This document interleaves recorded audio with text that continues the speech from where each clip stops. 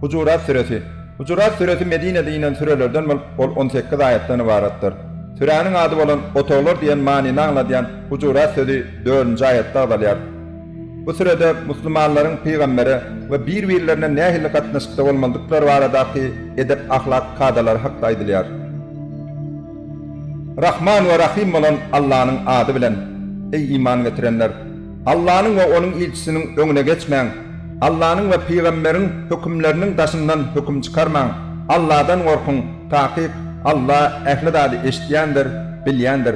Ey iman getirenler, seslerinizi peygamberin sesinden yukarı kataltmayın, öz aranızda birbirinizi bilen kıygırıp gürleşen yani ona peygambere kıygırıp gürlemeyin. Eğer kıygırıp yüzlenseniz, eden amallarınız puca çıkar, siz hem onu duyman kalarsınız. Allah'ın ilçisinin yanında seslerini yuvaşadanlar yine olar Allah'ın yüreklerini takvalı için sine eden kişileridir. Olara yalkav ve ulusuyla vardır. Ey Muhammed, takip senin otoğların öyün arkasından sana seslenenlerin köpsi hediyen işlerine akıl yetirmeyen kişilerdir. Eğer olar sen yanlarına çıkyançan sabır etselerdi, elbette özler için hayırlı olurdu. Allah bağışlayıcıdır, rahim şefaatlidir. Ey iman getirenler, eğer size bir bozgak pasık adam bir haber getirse, birden kârine ziyan yetirip, son bu etmişinize ökülmez yani, ol haberin anırsını soraştırıp görün. Ey müminler, bilip koyun, takip, sizin aranızda Allah'ın ilçisi var. Eğer ol köp işte meselede size tabin bolsa di, siz kıyınçılığa size var bolurdunuz. Emma Allah size imanı söydürdü, hem de onu yüreklerinizde hasla gözelleştirdi. Size küperi, pasıklığı ve asiliği, hakka tabinsizliği yigrendirdi.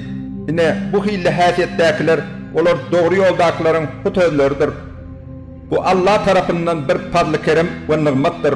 Allah ehli dadı bilyendir, hikmet eyetidir. Eğer müminlerden iki topar birbirleri bilen sevişte, siz onların arasını düzeldin.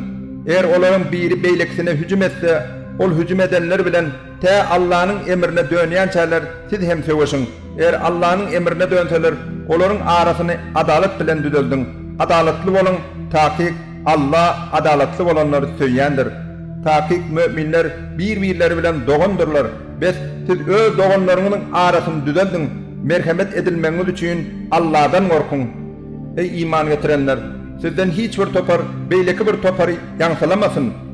Belki yansılanyan topar, yansılayanlardan has hayırlıdır. Ayarlar hem başka ayarları yansılamasınlar.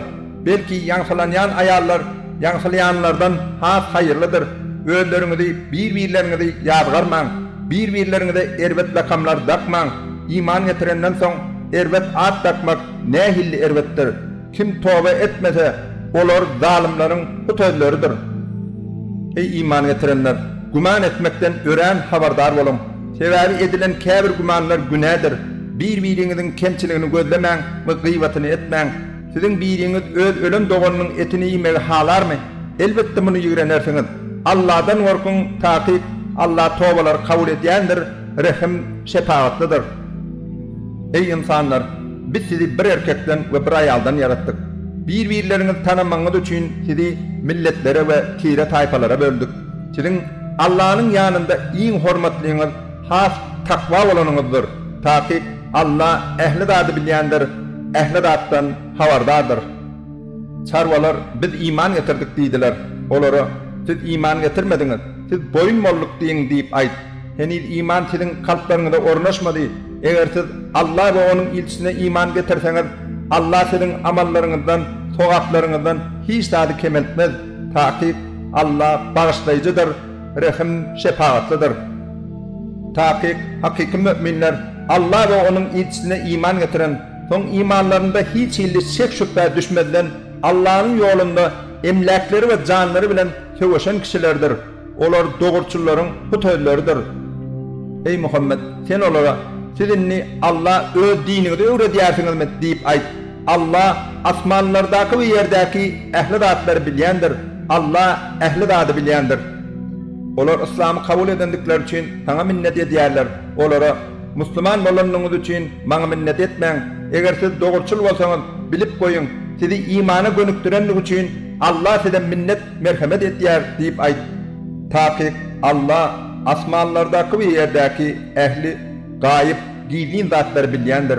Allah sizin etiyen ehli işlerinizi göryendir.